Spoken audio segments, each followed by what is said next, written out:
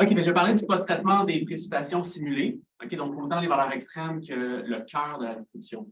Donc là, ici, je fais un séminaire, en fait, qui est un peu une synthèse de plusieurs projets de recherche. Et donc, mes collaborateurs, en fait, pour ce projet de recherche-là, Philémon, qui est un ancien étudiant de maîtrise qui travaille maintenant dans le domaine privé à Paris, Gabriel, qui a présenté tantôt, et puis c'est en collaboration avec Philippe Roy, qui est maintenant rendu à l'IREC, mais qui était ici à l'époque.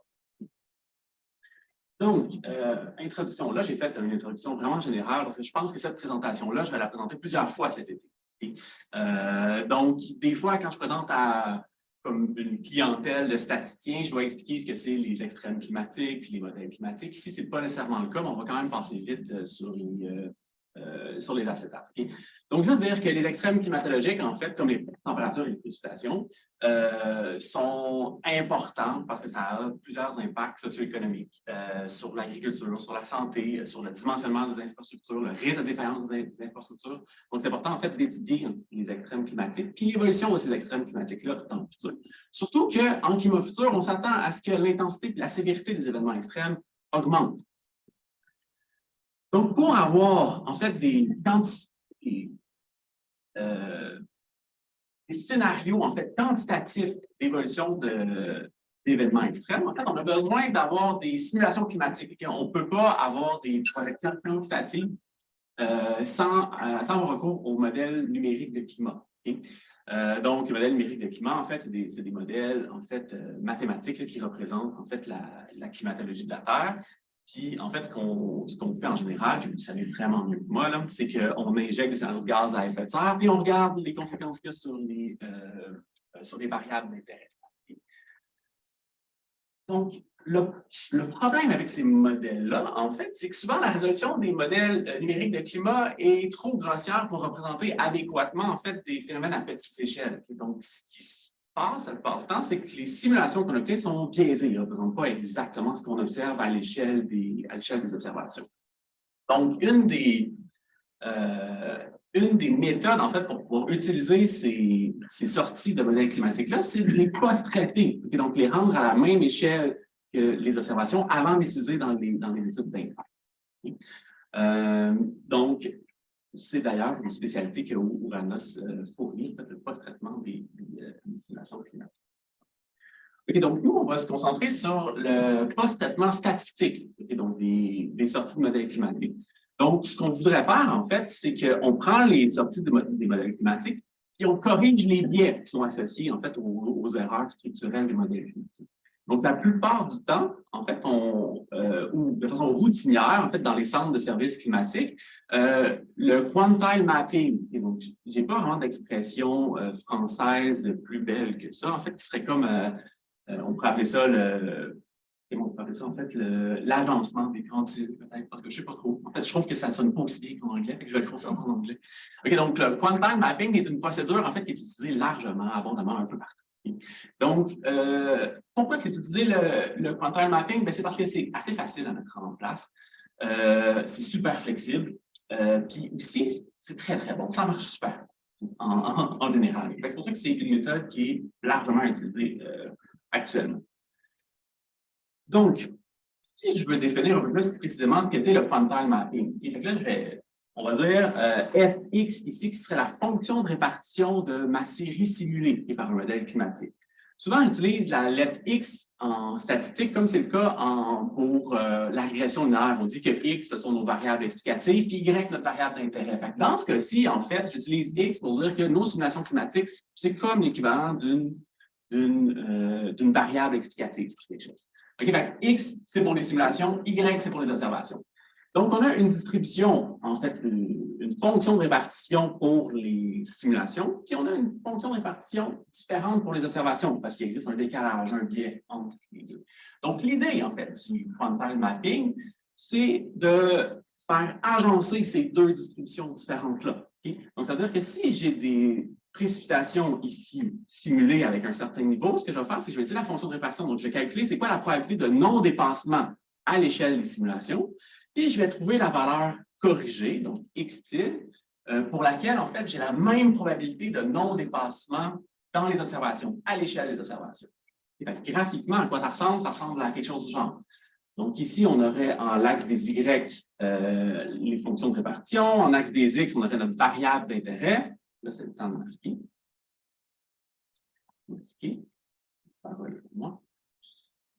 Voilà, OK. Donc, ici, c'est en pratique ou en action comment ça se passe, le quantile mapping.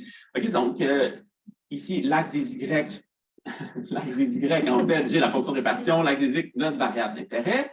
Donc, la ligne continue, en fait, ça serait la fonction de répartition, en fait, de nos observations. La ligne en tiret, ça serait la fonction de répartition dans l'espace des simulations. Donc, si on observe, par exemple, 50, pas si on observe, pardon, si on a 50 mm de pluie, par exemple, simulé, puis je veux le convertir à l'échelle des observations, ce qu'on fait, en fait, c'est que je vais chercher la probabilité de non-dépassement de ce quantile-là, de 50 mm, puis je le rapporte à la probabilité de non... à la valeur ici qui sera autour de 15, qui correspond à la même probabilité de non-dépassement dans les observations. Okay? Donc, ici, pour faire ce post-traitement-là, on va avoir besoin des estimations de ces deux fonctions-là, des deux fonctions de répartition, qui sont inconnues. Donc, ici, j'ai fait semblant qu'elles étaient connues, mais la majorité du temps sont inconnues. Mais la totalité du temps, c'est inconnu. Okay? Il faut trouver des estimations de ces deux fonctions-là pour faire le post-traitement. Okay? De façon générale, peut-être l'approche la plus intuitive, c'est d'utiliser en fait une estimation non paramétrique de la fonction de répartition, qui est donc quelque chose de bien connu en statistique. L'estimation non paramétrique consiste à compter. Donc, pour une certaine valeur, en fait, je compte le nombre de valeurs plus petites sur le nombre de valeurs totales, en fait, puis ça me donne une estimation de la fonction de répartition. C'est l'approche la plus simple, la plus courante, puis qui fonctionne vraiment super bien. Okay? Cette méthode-là est super bien adaptée pour la correction du cœur de la distribution. Okay, donc, l'estimation non paramétrique fonctionne super bien pour les mesures de tendance centrale, dont le cœur. Le problème, c'est que cette estimation non paramétrique-là de la fonction de répartition devient extrêmement instable dans les queues de distribution. Okay? Donc, la variance d'estimation de cette fonction-là explose dans les queues, okay, justement reliée à son caractère non paramétrique. Ici, je pense que j'ai un exemple. Oui, j'ai un exemple ici. Donc, ici, ça serait le cas où, en fait, on a la vraie fonction de répartition en tiret. Puis, en bleu, en fait, ça serait une estimation non paramétrique de cette fonction de répartition-là. Ici, il y a 500 données. Et fait que ça serait supposé être une très, très bonne estimation de la fonction de répartition. Puis, effectivement, c'est une excellente estimation de la fonction de répartition pour le cœur de la distribution. Okay, donc, ici, c'est vraiment très, très bon.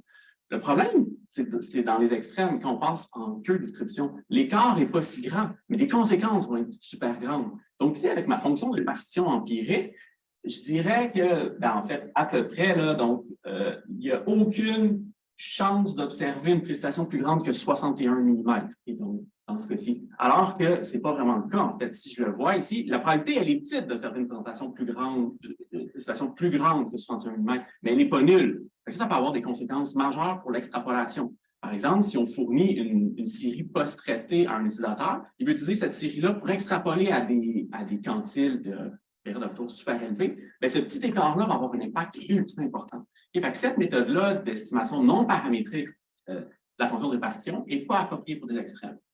Mais c'est approprié pour le cœur de la distribution. Fait que si, en fait, là, vous n'êtes pas intéressé aux valeurs extrêmes, vous faites juste des moyennes mensuelles, en fait, bien, les extrêmes, on s'en fout. Donc, ce n'est pas important. Puis, tout ce que je vais présenter ici, en fait, est non pertinent.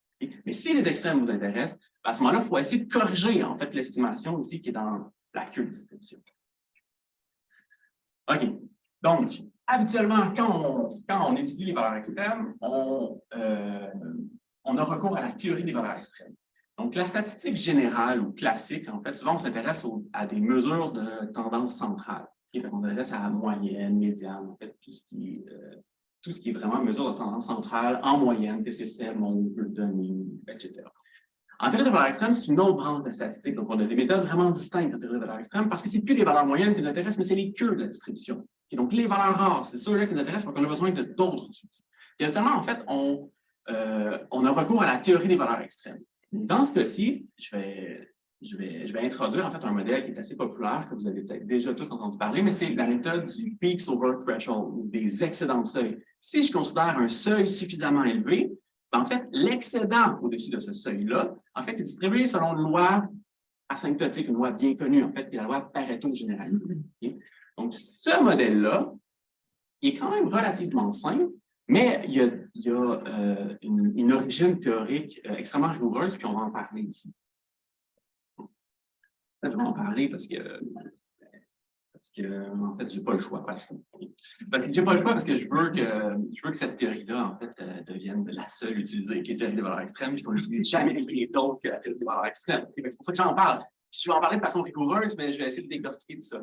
Le théorème central, c'est celui-là, Pickens, Balkema, Dehaene. Et donc, ce qu'on fait, c'est qu'on suppose une fonction de répartition pour nos données. Donc, maintenant, vous êtes à l'aise avec les fonctions de répartition d'une variable continue, puis on va dénoter Y étoile, le support à droite de cette distribution-là. Il peut être infini, il peut être fini. Et donc, ce qui est important, c'est que Y, en fait, représente autant une borne à droite, support, soit fini, soit infini. OK. Maintenant, ce qui est intéressant, c'est qu'on peut montrer, moi je ne l'ai pas fait, mais on peut montrer que, en fait, s'il existe une distribution telle que, en fait, l'excédent au-dessus d'un certain seuil élevé, correctement normalisé, converge vers une loi de probabilité, bien, cette loi de probabilité-là ne peut pas être d'une autre forme que celle-ci, qui est la loi de Pareto généralisée standard. Donc, s'il existe une loi qui représente la queue, elle ne peut pas être différente de celle-là. La preuve du théorème est basée sur l'idée suivante. Et supposons que j'ai un seuil pour lequel la loi de Pareto fonctionne. Donc, la loi de Pareto modélise bien, en fait, la queue. En fait, si je prends un seuil plus élevé, la loi de Pareto devrait encore bien modéliser ce seuil-là, selon ce théorème-là. Fait qu'on est capable de démontrer mathématiquement que la seule forme pour laquelle on a stabilité lorsque le seuil augmente, c'est cette forme-là. Il n'existe aucune autre forme mathématique qui nous permet d'avoir stabilité dans le choix du seuil. Par exemple, si pour un seuil de 30 mm, la queue, en fait, je peux l'approximer par une loi gamma. Fait que j'approxime la queue par une loi gamma. Après ça, je prends un seuil plus élevé, 40 mm. Bien, la distribution que je vais obtenir ne sera plus une loi gamma. J'ai une instabilité, en fait, dans le seuil. Donc, ça, c'est la seule forme qui me permet d'avoir stabilité dans le choix du seuil. Qu'est-ce que ça a comme impact, ça? Ça a pour impact qu'on peut extrapoler. Donc, avec cette forme-là, puisque mettons, j'ai juste 20 ans de données, puis je voudrais extrapoler à un niveau de retour qui correspond à la période de retour 100 ans. Bien, avec cette équation-là, en fait, je peux le faire parce que je sais que j'ai une stabilité donc, dans le choix du seuil. On va montrer la correspondance. En fait, je vais avoir une grande variance d'estimation de mon quantile associé à une grande période de retour. C'est normal, en fait, parce que j'ai juste 20 ans de données, puis j'extrapole. Je vais avoir une grande variance, mais je n'aurai pas de biais. Tandis que si je prenais n'importe quelle autre loi, par exemple la loi gamma, bien, non seulement j'aurais encore de la variance, parce que j'aurais une variance d'estimation de mes paramètres, mais en plus j'aurais un biais, parce que ce n'est pas la bonne forme paramétrique utilisée. Fait que si on veut extrapoler, en fait, il faut absolument avoir recours à ce genre d'approche rigoureuse. C'est un des premiers messages que je veux diffuser ici puis partout. Voilà. OK. Comment ça marche en pratique? Parce que ça, c'est le théorème. C'est le théorème théorique. Là, je veux dire, ça n'a pas besoin d'être appliqué pour être joli. Okay? Mais maintenant, nous, on aimerait ça l'appliquer. OK. Comment ça fonctionne? Bien, on va dire que, en fait, comment exploiter ce théorème-là? C'est dans un modèle statistique. Ce qu'on va dire, en fait, c'est que si on suppose un seuil suffisamment élevé, bien, on va approximer, en fait, que la queue peut être distribuée selon la loi de Pareto généralisée. Okay? Tantôt, ici, là, on avait une constante de normalisation. Donc, ici, dans le fond, c'est que l'excès était correctement normalisé. Mais en pratique, cette constante de normalisation-là, elle est inconnue. Et ce n'est pas grave, parce que ça devient un paramètre, ça devient notre paramètre d'échelle de la loi de Pareto. Ce n'est pas grave si c'est inconnu, en fait, on l'estime avec les données, tout simplement. Okay? Donc là, ici, ce qu'on suppose, c'est que si notre seuil est suffisamment élevé, on va dire que la convergence asymptotique est un modèle raisonnable, en fait, puis on va l'approximer par la loi de Pareto généralisée ici. Donc, la loi de Pareto généralisée a deux paramètres. Et donc, un paramètre d'échelle, puis un paramètre, on va dire, pour l'instant, de forme, ou un tail index ou un indice de queue, et qui va représenter la proportion des valeurs extrêmes dans ma distribution. Okay? Donc, si le paramètre de forme ici est négatif, ben, en fait, ma queue, elle est finie à droite. Et donc, si le paramètre de forme est 0, ben, j'ai une décroissance exponentielle de mes valeurs extrêmes. Et si le paramètre de forme est positif, ben, j'ai une décroissance polynomiale. Et donc, j'ai une queue qui est beaucoup plus lourde. Ça indique un peu la propension d'observer des valeurs extrêmes, ce paramètre. Déjà dit. OK. Donc, maintenant, comment on peut s'y prendre pour intégrer la théorie des valeurs extrêmes dans le post-traitement des précipitations? Donc, ici, on va se concentrer sur les précipitations, mais ça peut s'appliquer à n'importe quel autre champ. Donc, l'idée la plus simple, okay, c'est de remplacer notre estimation de la fonction de répartition qu'on a vue tantôt. Donc, tantôt, on prenait la fonction de répartition empirique pour l'ensemble de la distribution. Ici, ça serait de dire, OK, ben, je peux peut-être utiliser une distribution pour le cœur de ma distribution, puis une autre loi de probabilité pour la queue. Okay, puis après ça, je fais un mélange des deux. Ben, c'est exactement ça qui est fait ici. Donc, on dit que pour des observations qui ne sont pas extrêmes, donc en dessous d'un certain seuil élevé, ben, je peux prendre une estimation non paramétrique ou un autre type d'estimation paramétrique, comme la loi gamma, par exemple, qui est un choix assez populaire qu'on va voir un peu plus tard. Puis, lorsque mes données, en fait, sont plus grandes que le seuil U qui est assez élevé, bien là, j'utilise ma bonne vieille loi de Pareto. Et donc, mon seul modèle statistique valide pour l'extrapolation. Okay. OK. Donc, là, ce qui se passe ici, donc, ça, c'est l'idée la plus simple. Okay? Ce qui se passe, en fait, c'est que ce mélange de lois-là peut introduire des discontinuités dans la distribution. Et donc, on va le voir dans la prochaine étape, j'espère. OK, donc, ici, c'est les lois, en fait, qui ne sont pas encore mélangées. C'est juste les lois brutes. Okay? Donc, ici, dans le fond, j'aurais la densité pour le cœur de ma distribution, qui serait dans ce cas-ci une loi gamma. Et en fait, au-dessus de 30 mm, en fait, j'utilise la loi de Pareto ajustée. Donc, je prends juste les données qui excèdent en fait le seuil de 30 mm, j'ajuste ma loi de Pareto, puis j'obtiendrai ce genre de distribution-là. Et maintenant, en les mettant ensemble dans le mélange précédemment défini. Ce qu'on voit, en fait, c'est qu'on a deux distributions distinctes en fait, pour le cœur et la queue. Mais le problème ici, c'est qu'on a une discontinuité qui apparaît, même si mes deux composantes du mélange sont continues. J'ai une loi gamma à gauche, j'ai une loi de Pareto généralisée à droite. À la jonction, il y a une discontinuité. Puis cette discontinuité-là peut se répercuter dans le post-traitement. Donc, on a un certain gap là, qui va apparaître, en fait, dans les séries post-traitées. Ce n'est pas souhaitable d'avoir ça. Donc là, on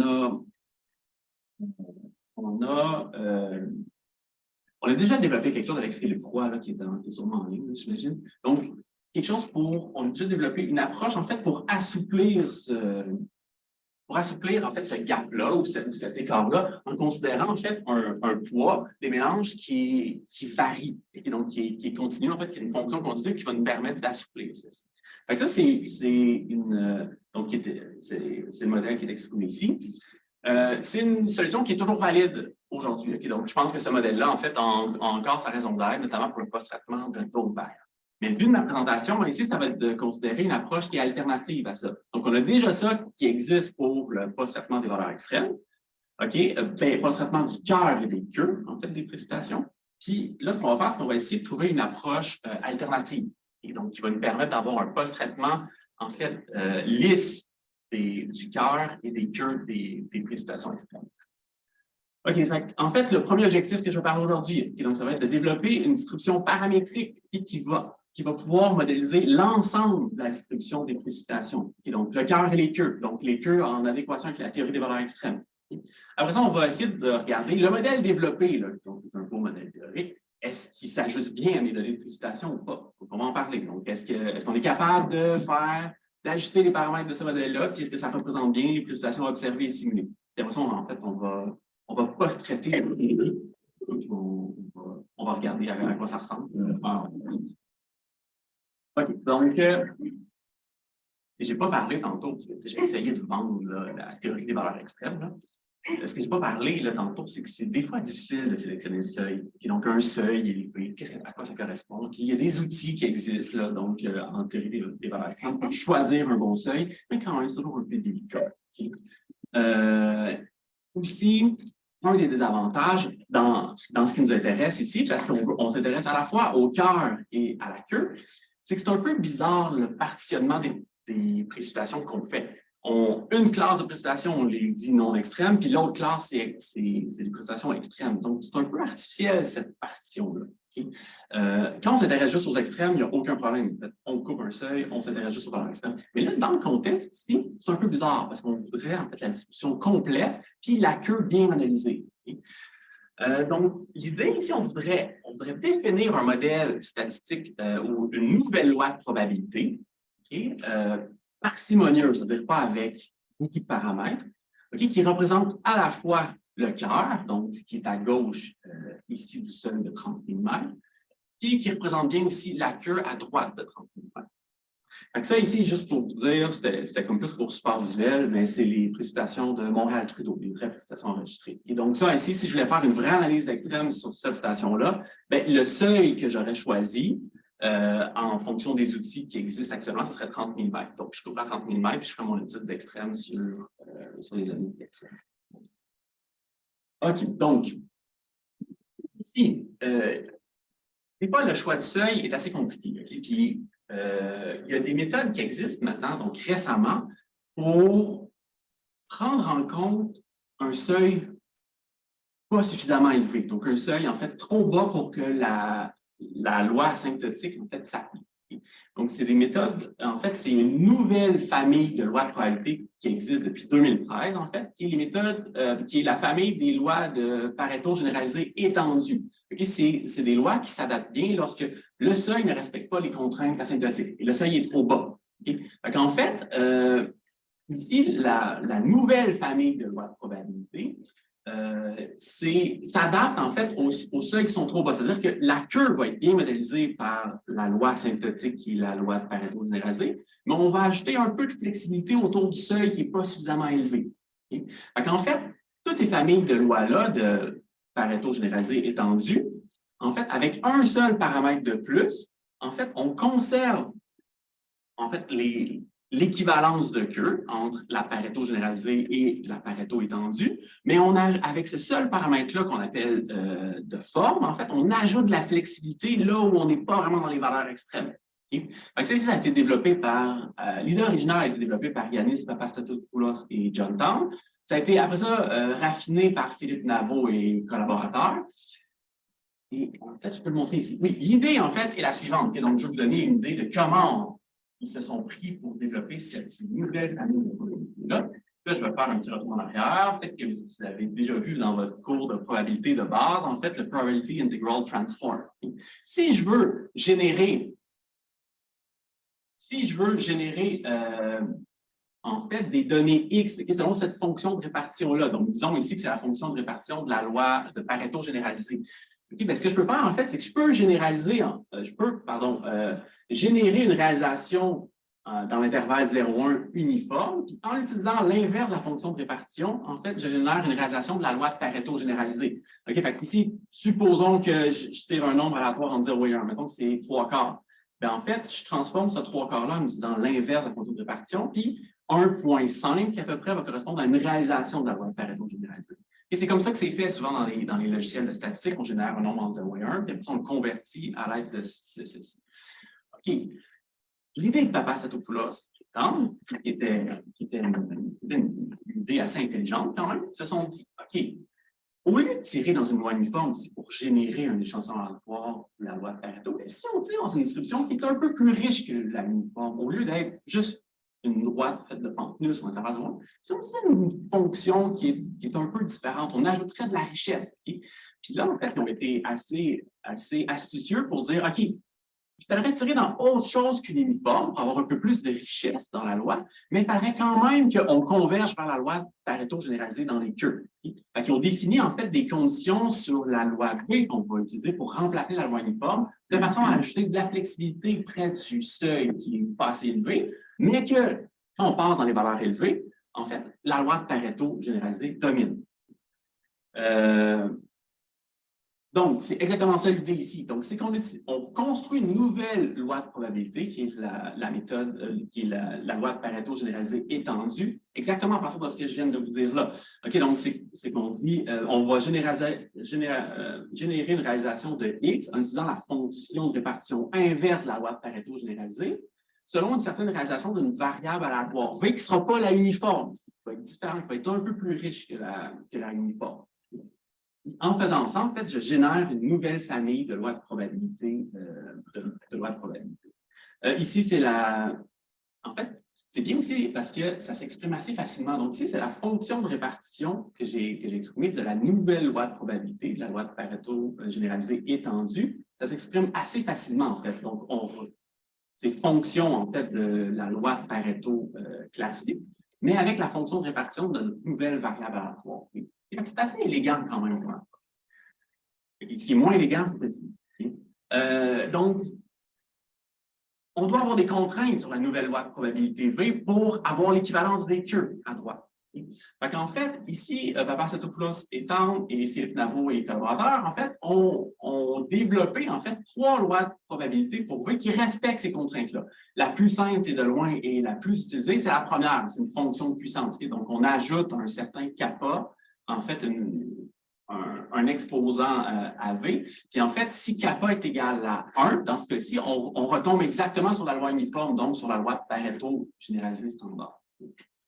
Donc ici, ça pour dire que le nouveau paramètre kappa, en fait, ajoute de la flexibilité en fait, autour du seuil qui n'est pas assez élevé. Donc, avec un seul paramètre, en fait, on est capable d'ajouter de la flexibilité. OK, si on regarde à quoi ça ressemble, ici, à gauche, en fait, ça serait la nouvelle loi de probabilité sur l'intervalle unitaire qui remplace l'uniforme en fonction de différentes valeurs de kappa pour la première fonction de puissance. Donc, si on remarque, en fait, c'est que si kappa est égal à 1, je retombe sur ma loi uniforme, puis à droite, bien, ma loi de Pareto généralisée étendue revient à la loi de Pareto généralisée classique. Maintenant, si kappa est plus petit que 1, bien, j'ai ceci comme loi de probabilité sur V. Puis là, ici, c'est que le nombre d'observations près de mon seuil qui n'est pas suffisamment élevé ont une plus grande probabilité. En fait, je viens un peu ajouter de la flexibilité à ma loi de Pareto, en fait, pour les valeurs très, très près du seuil. Puis en fait, ce qu'il faut dire, là, c'est que cette loi-là, ici, et la loi continue de la Pareto généralisée ont exactement les mêmes propriétés asymptotiques. Donc, si on faisait une extrapolation, on obtiendrait les mêmes valeurs, parce qu'en fait, ils ont exactement la même queue, ou les mêmes propriétés asymptotiques. Maintenant, si kappa est plus grand que 1, en fait, je déplace mon mode de ma loi de Pareto généralisée étendue. Donc, ça peut ressembler à ceci. Fait que là, avec un seul paramètre, j'ajoute quand même pas mal de flexibilité à ce que je peux mesurer, comme les excédents de seuil que je peux mesurer. Okay? Je pense que l'année passée, Gabriel avait fait une présentation ici. Ça-tu été passé? C'est mars passé. Mars, c'est un an? Il y a un an. On était rendu là. Okay? Donc, Gabriel avait présenté, en fait, une présentation sur cette idée-là d'utiliser, en fait, cette loi étendue-là pour le post-traitement. Okay? Puis ça marchait bien, mais ce n'était pas encore satisfaisant. Okay? Parce que le problème, c'est que ces lois-là, ici, okay, en théorie, sont belles, okay? Donc, ils semblent flexibles. Il y a un gros problème avec ces lois-là, c'est que la densité à l'origine, donc au seuil, si on est dans le domaine, en fait, des lois étendues, il y a deux seules possibilités. Donc, la densité est soit nulle à l'origine ou soit infinie à l'origine. Okay? Alors que ce n'est pas compatible avec une queue de distribution. Donc, ici, on le voit avec la loi de Pareto généralisée, on a la densité à l'origine, elle est positive et finie, ce qui n'est pas le cas avec les modèles étendus ici. C'est pour ça qu'on avait beaucoup de difficultés à l'ajuster sur des vraies observations. Fait que là, à l'époque, on n'avait pas encore réfléchi à ce point-là. Maintenant, on a une solution à ça. Ah oui, c'est ça que je voulais dire ici. Donc, lorsque kappa est différent de 1, donc lorsqu'on est dans le domaine, en fait, de la Pareto étendue, bien, la densité est soit nulle ou infinie à l'origine. Puis ce qui n'est pas compatible ici avec une distribution de queue. Donc, une distribution de queue ici, donc, au seuil en tant que tel, est nécessairement positive parce que la densité est positive, la fonction de répartition est positive. Puis fini, il n'y a rien d'infini là-dedans. La fonction de répartition, elle ne sera pas infinie, ce n'est pas zéro. En fait, donc, les modèles qu'on a vus, donc ces modèles-là, c'est pour ça qu'ils sont difficiles à ajouter, parce que ça ne représente pas bien les observations qu'on a quand on prend un seuil élevé ou même un peu moins élevé. Okay? Donc, on a développé, en fait, une nouvelle famille de distribution Pareto étendue, okay? qui va avoir, en fait, une densité positive et finie à l'origine. Et puis après ça, c'est celle-là qu'on va utiliser. Juste pour vous donner l'intuition de comment on s'y est pris. Okay. Donc, la première condition, en fait, c'est pour s'assurer que les queues de distribution soient équivalentes et asymptotiquement la même que la Pareto généralisée. Ce qu'on a besoin pour ça, cette condition-là, c'est que la densité de nouvelles variables aléatoires V, en fait, soit positive et non nulle, en fait, à 1. Okay? Maintenant, nous, on a développé deux autres conditions pour nous permettre d'avoir une densité de fait positive et à l'origine. Okay? La deuxième condition qu'on a eu besoin de définir, en fait, c'est que la densité de la variable aléatoire V à 0 doit aussi être positive. Okay? Donc, c'est une condition pour celle-ci. Puis la troisième condition, elle n'est pas nécessaire pour obtenir une loi de Pareto généralisée étendue, okay? Mais elle est souhaitable. Okay? C'est une petite coquetterie qu'on s'est permis. Okay? Donc, en fait, on voudrait qu'à 1, là, près de 1, en fait, pour notre loi qui remplace l'uniforme, on voudrait que ça soit pratiquement la uniforme, fait que la pente soit nulle. Fait qu'on a vraiment comme une constante. C'est une petite coquetterie qu'on s'est permis. OK, maintenant, on peut montrer ça. On peut montrer que cette distribution-là, pour V, respecte les trois les trois conditions qu'on a développées. En gros, c'est une loi bêta, en fait, tronquée.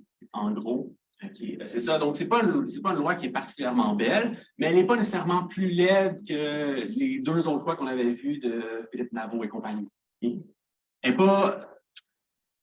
Mais c'est pas grave, okay? Parce qu'on est capable de calculer, en fait, toutes les quantités d'intérêt. Là, je la présente ici juste pour dire qu'elle respecte les trois conditions.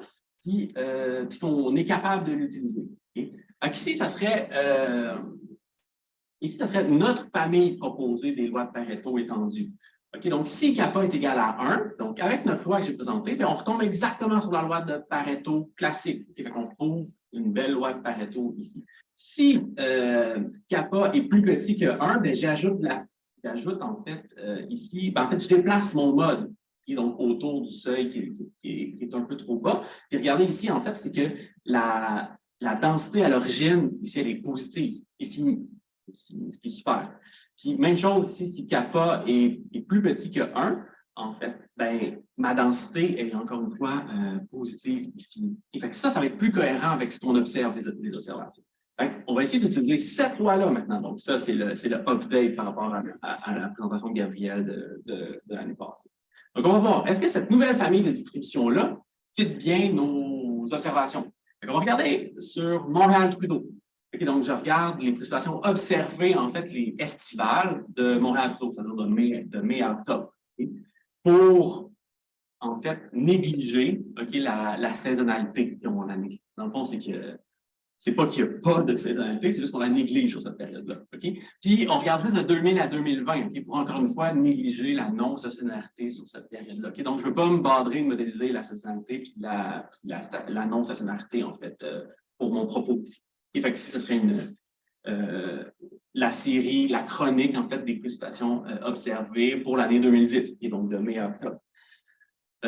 Donc, ici, en tant que statisticien de valeurs extrêmes, en fait, on pourrait se demander, est-ce que je suis capable de modéliser les valeurs extrêmes au-dessus du seuil de 30 mm? Ben, c'est oui. Okay, donc, je suis capable de faire ça. Fait que là, ici, dans le fond, j'ajuste, en fait, ma loi de Pareto généralisée. Le seuil de 30 mm est suffisamment élevé pour que l'ajustement soit satisfaisant. Donc, ici, à gauche, qu'on obtiendra, en fait, c'est la densité avec la densité de la loi de Pareto généralisée. Puis, à droite, en fait, c'est le diagramme quantile-quantile. Okay? Donc, l'ajustement est bon. Il n'est pas parfait, mais il est bon. Et donc, je serais à l'aise de travailler avec ce genre d'ajustement-là pour les valeurs extrêmes. Okay? Maintenant, supposons que je veux modéliser la totalité des précipitations, donc de zéro, pas de zéro, pardon, des précipitations positives, donc je néglige des zéros. Quand il pleut, en fait, donc j'obtiens ceci comme une précipitation non nulle. Est-ce qu'on est capable de modéliser ça? Donc, ça correspond à prendre un seuil qui est extrêmement bas, en fait, le seuil de zéro. Donc, je déplace mon seuil à 30 mm, je le mets à 0. Est-ce qu'on serait capable de modéliser ça avec la loi de Pareto généralisée? Bien, on s'attend à ce que non, parce que la loi de Pareto généralisée est juste bonne asymptotique pour les seuils très élevés. Mais mettons que j'essaye naïvement. Okay? Je mets mon seuil à 0, j'essaie de citer la loi de Pareto généralisée. Ça, c'est un exemple de diagramme quantile-quantile qui est vraiment pas bon. Ça ne marche pas en tout. Okay? Donc, en fait, l'adéquation entre le modèle et les données, en fait, ben, il n'y en a pas d'adéquation. Okay? C'est normal, on s'attend à ça. Maintenant, le seuil là, de 0, c'est un seuil qui est qui est bas. Okay? Mais là, j'ai une nouvelle famille de distributions que je vous ai présentée tantôt qui s'adapte au seuil bas. Est-ce que ça fonctionne? Fait que là, j'essaie d'ajuster, en fait, les précipitations non nulles à partir de 0 avec ma loi de probabilité définie. Ici, on remarque, en fait, que l'ajustement est assez bon. Okay? Donc, autant pour le cœur de la distribution. Donc, quand je regarde ici, mettons, en bas de 30 mm, l'ajustement est super bon. Donc, quand je regarde ici en bas de 30 mm, l'ajustement est super bon. Puis, je n'ai pas détérioré comme l'ajustement sur ma queue de distribution. Fait ici, j'ai relativement confiance que mon modèle représente bien, en fait, l'ensemble de la distribution, autant le cœur que la queue. OK. Maintenant, faisons la même chose pour les précipitations simulées. Okay? Donc, parce qu'on on fait une preuve de concept là, sur des précipitations simulées, on va le faire. Donc, je vais prendre, en fait, les précipitations simulées sur le point de grille qui contient l'aéroport Montréal-Trudeau. Je vais prendre le premier membre de l'ensemble Climex, qui est complètement arbitraire. Et premièrement, Montréal-Trudeau, c'est arbitraire. Okay? Donc, j'ai pris la station, en fait, la plus proche de nous. Puis Climex, en fait, qui est aussi arbitraire.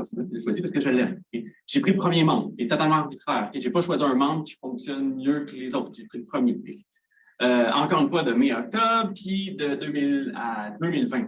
Note, okay, en préparant la présentation hier. Un petit peu, j'ai perdu. Ah oui, c'est ça, c'était pas la dernière version. Excuse-moi.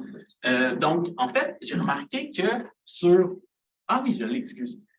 Sur les précipitations simulées, en fait, on a un événement vraiment extrême dans le premier membre de Climex qui s'est produit, en fait, le 9 juin 2013 là, dans l'espace, dans la Terre virtuelle. En fait, 108 mm, ce qui est beaucoup plus que ce qu'on observe. En fait, le 108 mm, il est ici. On va voir, en fait, quel effet ça va avoir lorsque je vais post-traiter ceci. 108 mm, en fait, ça se peut que ce soit une valeur totalement crédible pour Montréal-Trudeau. Je ne prends pas l'expert ici. Là, fait que, on va juste voir quel effet ça va avoir, cette valeur-là, après qu'on l'ait post-traité. Est-ce qu'on va le diminuer ou pas? Je Ben oui, je le sais, mais je ne veux pas spoiler. Comme ça, vous allez me dire si ça change pas. OK, pour les précipitations simulées, je fais exactement le même exercice. Okay? Donc, j'essaie de modéliser, en fait, l'ensemble de ma distribution. OK, fait ici, avec ma nouvelle loi de probabilité de Pareto étendue. Donc, ici, donc, l'ajustement est quand même assez bon pour le cœur de la distribution. Il n'est quand même pas pire, en fait, pour les extrêmes. Donc, on a encore cette valeur-là qui est extrêmement intense. C'est vraiment comme une valeur qui sort du range, comme on veut. Mais on a quand même une pas pire à l'équation. Okay? C'est pas parfait, c'est pas terrible. OK. Maintenant, ce qu'on va faire, c'est qu'on va essayer d'utiliser, en fait, ces deux modèles ajustés-là. Donc là, ici, ces deux modèles ajustés-là, donc ici, ça me permet d'estimer ma fonction de répartition de ma variable x de tantôt, quand je faisais du point-time mapping. J'ai une nouvelle estimation de ma fonction de répartition qui va être donnée par ceci. Pour mes observations, même chose. J'ai une nouvelle estimation de f de ma fonction de répartition. On va essayer maintenant des mettre en concordance. Ici, ce n'est pas exactement une procédure de point-time mapping paramétrique parce qu'on ajoute une petite étape non paramétrique. Et on remarque que dans les observations puis dans les précipitations, en fait, le nombre de jours pluvieux n'est pas le même. Et donc, dans les observations Montréal-Trudeau, en fait, on a 41 de jours de pluie, tandis que c'est 58 dans les précipitations simulées. Ce qu'on va faire, en fait, c'est une méthode proposée par Temesel, et je ne sais pas si je le prononce bien. En fait, il va choisir un seuil pour lequel il pleut, qui va correspondre à, en fait, on va choisir le seuil de façon à faire correspondre le nombre de jours de pluie. Okay? En fait, dans ce cas-ci, pour Climex, pour le premier membre de Climex, KDA, ce seuil-là correspond à 0,3 mm. Okay? Si je prends un seuil de pluie de 0,3 mm dans Climex, okay? En fait, je vais me retrouver avec la même proportion de jours pluvieux. Là, ce qu'on va faire, c'est que tous les jours où il y a plus moins que 0,3 mm dans le Climex, on va les mettre exactement égal à 0. Okay? On va dire qu'il ne pleut pas. Et puis, après ça, on va prendre, lorsqu'il pleut, en fait, ben, il pleut plus que 0,3 mm. Ça, c'est la première étape de la méthode de post-traitement proposée, qui est une étape qui est non paramétrique. Et là, on regarde juste les proportions. Donc, ici, on a nos modèles ajustés, donc notre loi de Pareto étendue. Donc, on a 3 paramètres pour modéliser la totalité de la distribution. Donc, en haut, c'est pour les observations. En bas, c'est pour les simulations. On remarque qu'il y a certaines différences, mais ça ne saute pas aux yeux nécessairement. Okay? Et après ça, on va utiliser ces deux fonctions de répartition-là pour corriger. Donc, la valeur qui était très grande tantôt de 108 mm, okay, si je la post-traite en utilisant ces paramètres-là, ou ces estimations-là de ma fonction de répartition, bien, ça décale le 108 à 84 mm. Okay? Fait que si on post-traitait les simulations de Climex avec cette méthode-là, pour le premier membre, en fait, donc la précipitation brute de 108 passerait maintenant à 84 mm à l'échelle d'observation. OK, fait que ici, c'est un exemple, en fait, où c'est la même chronique de tantôt de l'année 2010. En Y, c'est les précipitations sur l'axe des X, en fait, c'est la date. Les X, en fait, correspondent aux simulations brutes produites par Climex, puis les points, en fait, correspondent aux précipitations post-traitées. Donc, ce qu'on remarque, en fait, c'est que le décalage n'est pas constant. Okay? Donc, c'est-à-dire que pour les petites valeurs, en fait, il y a une très, très bonne adéquation entre Climex puis les précipitations. Puis, en fait, la correction augmente au fur et à mesure que les précipitations augmentent. OK. Maintenant, on a voulu regarder, en fait, comment notre méthode de post-traitement proposée se comparait aux autres méthodes existantes. Là, on va regarder, en fait, plusieurs autres méthodes de post-traitement qui existent. Donc, nous, on propose la nôtre, puis on va regarder, en fait, on va la comparer avec des méthodes dans la littérature. Première méthode de post-traitement, qui est peut-être la plus simple, en fait, c'est d'utiliser directement Climex, qui est donc sans post-traitement. La deuxième méthode, ce serait celle qu'on propose ici. Donc, la loi, en fait, où on utilise, en fait, la EGP, donc Extended Generalized Pareto Distribution Quantile Mapping, qui vient de l'acronyme. L'autre, ça serait utiliser le post-traitement empirique seulement. Okay? Donc, on sait que pour les queues, en fait, c'est pas très bon, mais on va se demander, est-ce qu'il y a un gain à prendre notre approche si on s'intéresse aux extrêmes? Une autre, ça serait paramétrique, okay? Mais paramétrique assez naïve. Okay? Donc, c'est-à-dire que j'utilise une loi gamma pour représenter l'ensemble de ma distribution. Et bien, la loi gamma, en fait, on s'attend à ce que ça soit vraiment mauvais pour les queues de distribution parce que ce n'est pas en adéquation avec la théorie des valeurs extrêmes. La loi gamma a des queues légères, alors que les précipitations, généralement, ont des queues lourdes. On s'attend à ce que ce ne soit pas très bon, mais on l'a mis quand même pour le plaisir, pour se vanter. Puis, la dernière, c'est un mélange. En fait, c'est le mélange que vous avez présenté tantôt. Loi gamma pour le cœur, puis loi de Pareto pour la queue. Donc ici, c'est un modèle qui est cohérent avec la théorie des valeurs extrêmes. Ici. Donc, on s'attend à ce que le post-traitement des extrêmes soit amélioré ici. Okay, regardons à quoi ça ressemble. Déjà, juste si j'ajuste, en fait, tous ces modèles-là sur les simulations, puis après ça, je compare aux vraies observations. Donc, on remarque ici que Climex, en fait, les précipitations, et pas à côté de la plaque pantoute. Okay? Donc, en fait, il y a peut-être un espèce de petit biais dans les données comme dans les observations intenses, mais pour les petites valeurs, en fait, les simulations sont assez cohérentes avec les observations. Et donc, ça marche assez bien. Okay? Maintenant, pour notre modèle, on l'a vu tantôt, donc notre modèle s'ajuste assez bien. Okay? Maintenant, pour la méthode paramétrique, non paramétrique, pardon. La méthode non paramétrique fit super bien. Okay? C'est normal en gros, puis on s'attend à ça parce qu'un diagramme quantile-quantile, c'est une mesure non paramétrique, puis on s'est arrangé, en fait, avec la fonction de répartition empirique, que les quantiles marchent bien. On s'attend à ce que ce soit parfait comme ça. Puis, c'est ce qu'on souhaite. La seule chose ici, c'est pour la queue, en extrapolation, ça se peut que ce soit un peu moins bon. Maintenant, la loi gamma. La loi gamma, en fait, la loi gamma, elle est moyenne. Là. Dans le fond, c'est que l'ajustement de la queue n'est pas super. Puis en plus, on a une espèce de biais systématique là, qui arrive à partir des hautes valeurs. On s'attend à ça, parce que la loi gamma, justement, a une queue légère, alors que les précipitations ont une queue lourde. Puis le modèle le plus complexe, en fait, qui est un mélange de loi gamma et de Pareto généralisé, fonctionne très bien. Okay? La seule affaire ici, c'est qu'on a une certaine discontinuité là, à la jonction, justement, ce qu'on cherchait à enlever. Mais si on regarde ça, globalement, ça fonctionne super bien.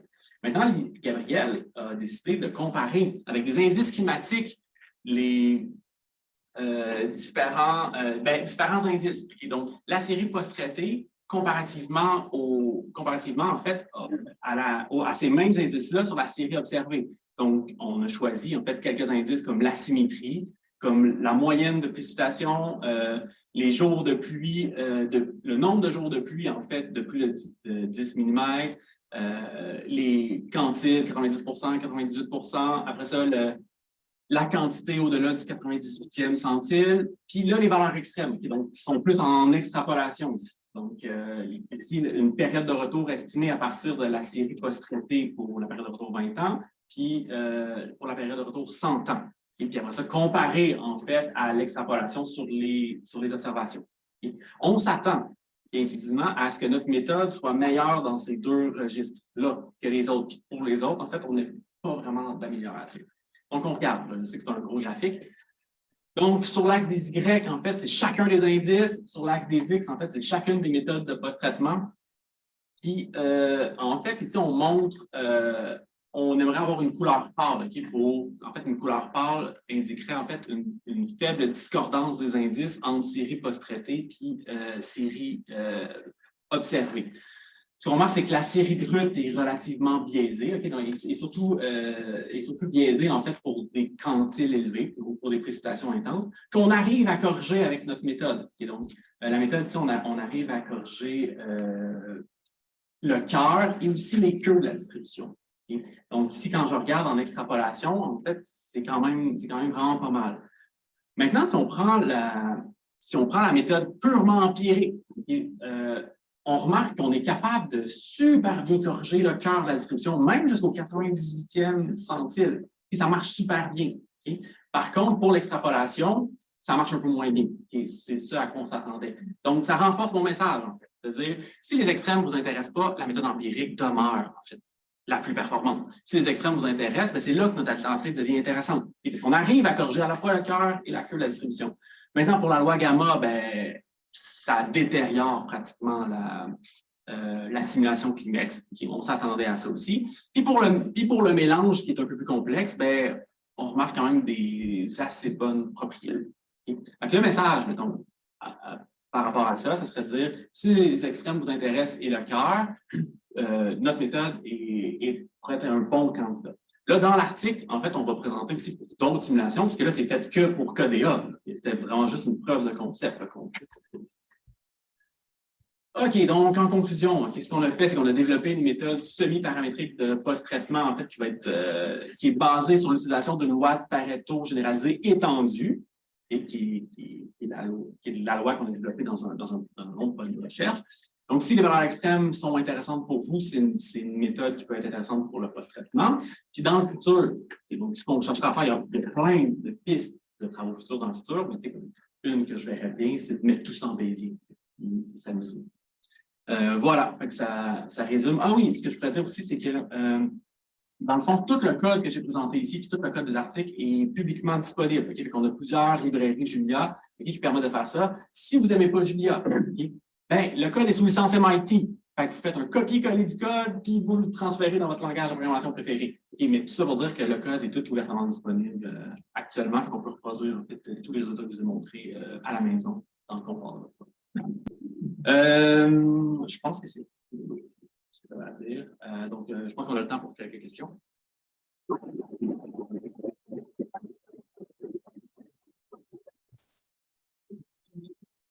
Des questions à l'interne, puis il y a des gens à l'externe qui ont des questions aussi. Puis, levez votre main et je vous demanderai à ce moment-là de vous poser vos questions. Si tu veux que je choisisse, ou c'est toi qui choisis. Ah, vas-y, je n'ai pas regardé que lever sa main en premier. En fait, pour avoir travaillé sur la méthode plus complexe mixte, c'est un des gros problèmes qu'on avait, c'est qu'il y a un seuil qui est bon pour les observations et pas nécessairement bon pour les simulations, parce que justement, il y a des biais, tout ça. Là, je comprends bien que le seuil est toujours mis à 0 pour tout le monde. Ça règle quand même ce problème-là, c'est ça? Oui. Sauf que la méthode que tu connais, je pense qu'elle a encore sa place pour d'autres types de variables, comme peut-être les températures, là où on aurait comme... là, en fait, on ne pourrait pas utiliser exactement ça pour les températures. Je pense qu'elle a encore sa place. Mais pour les principes, si on n'a pas besoin de fixer le seuil disparaît. Absolument. Oui. Mais juste une chose, dans la méthode mixte, on ne l'utilise pas avec les températures en ce moment. Là, on l'utilise juste sur les principes. Mais j'étais quand même surprise qu'elle soit quand même vraiment plus poche, même sur les... Genre, je ne comprends pas pourquoi elle était poche dans les extrêmes, parce que c'est quand même Pareto à la fin. Pourquoi elle est plus poche que la vôtre? Dans les trucs vraiment d'extrême, elle était vraiment Je comprends pas C'est pourquoi la, elle est vraiment c'est pas la bonne. transition. Vraiment, la transition vient tout briser tous ces indicateurs-là. Dans le heatmap, à la fin, j'étais surprise que ça soit aussi poche. Mais non, je pense pas qu'elle est poche. C'est ça. C'est moi qui, comme, je l'ai mal lu, là. Dans le heatmap avec les couleurs, le bleu et le rouge.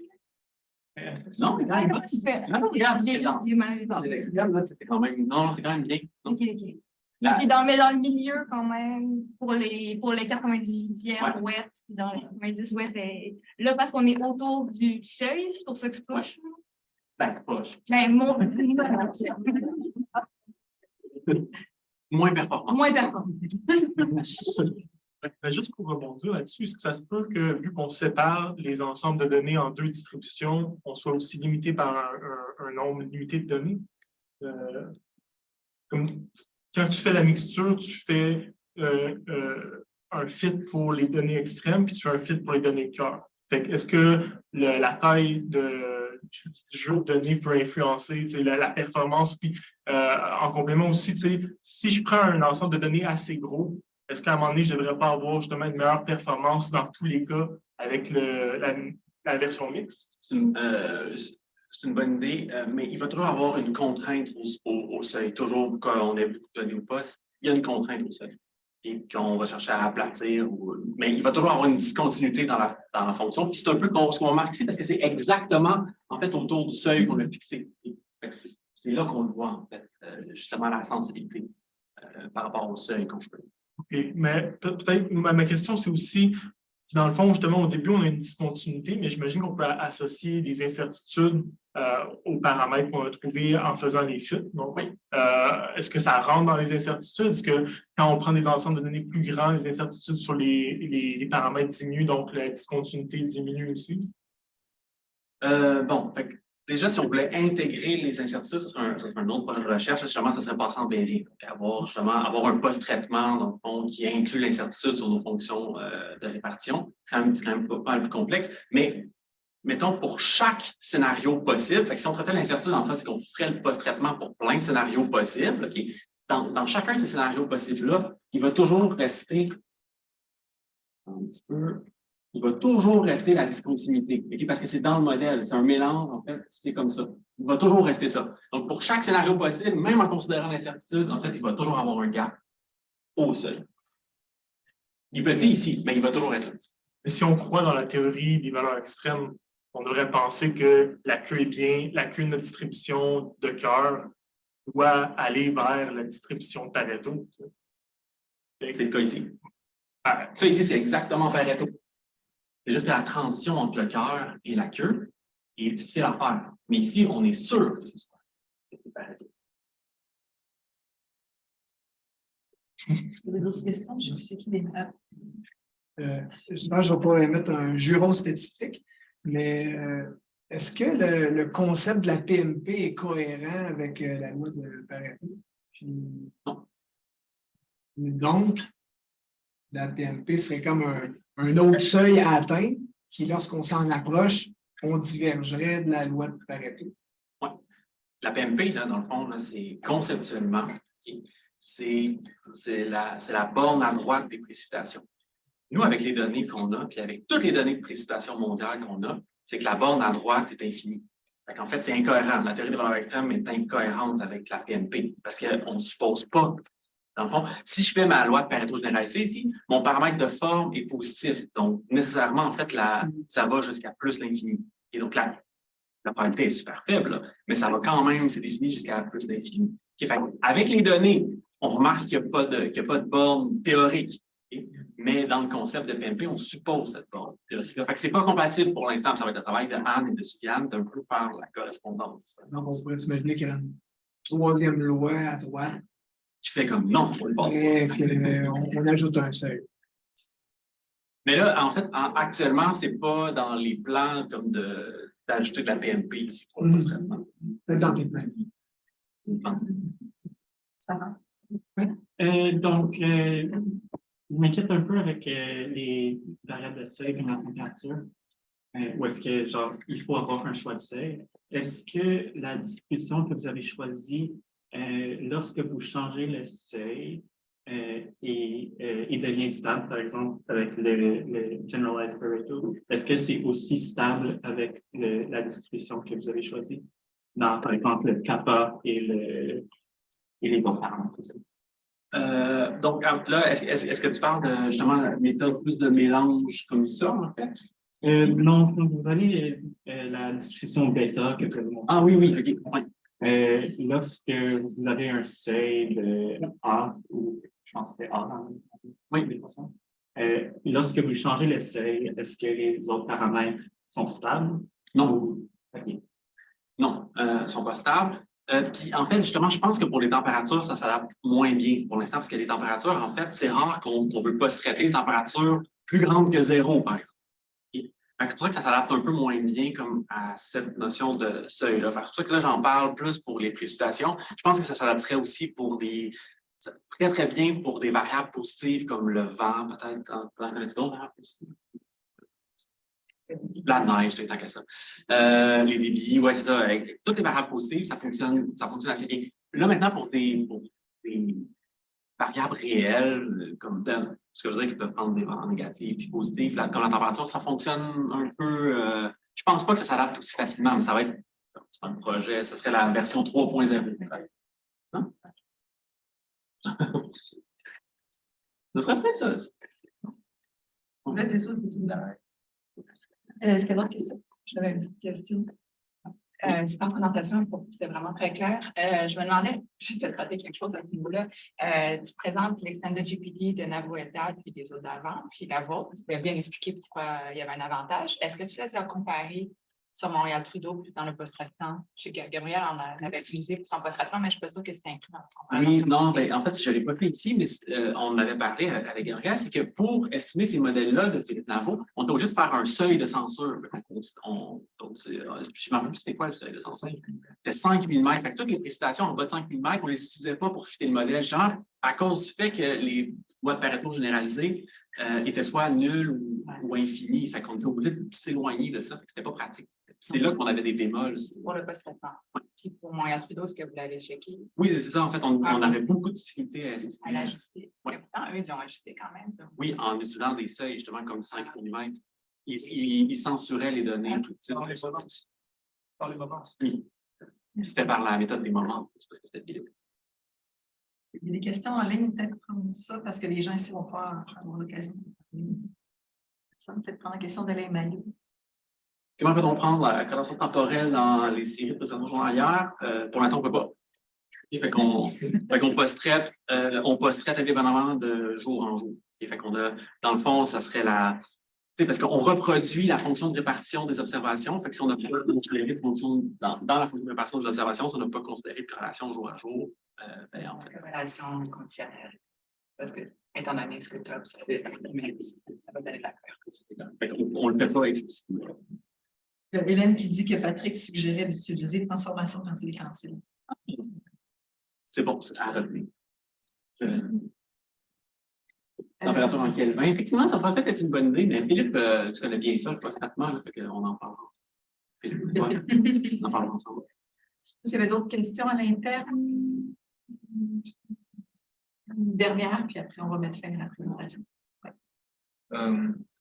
Est-ce que ça fait est-ce que quand tu estimes la Pareto sur un seuil normal, un seuil assez élevé, puis l'extended Pareto, le paramètre de forme, il change enfin, l'estimation? Non, c'est la même. En fait, on remarque que, mettons, si je prends mon 30 mm de pluie qui est extrême, si j'essaie d'ajuster ma distribution étendue, je vais obtenir exactement les mêmes paramètres d'échelle et de forme de ma loi de Pareto étendue. Puis, je vais retomber sur mon kappa qui va être égal à 1.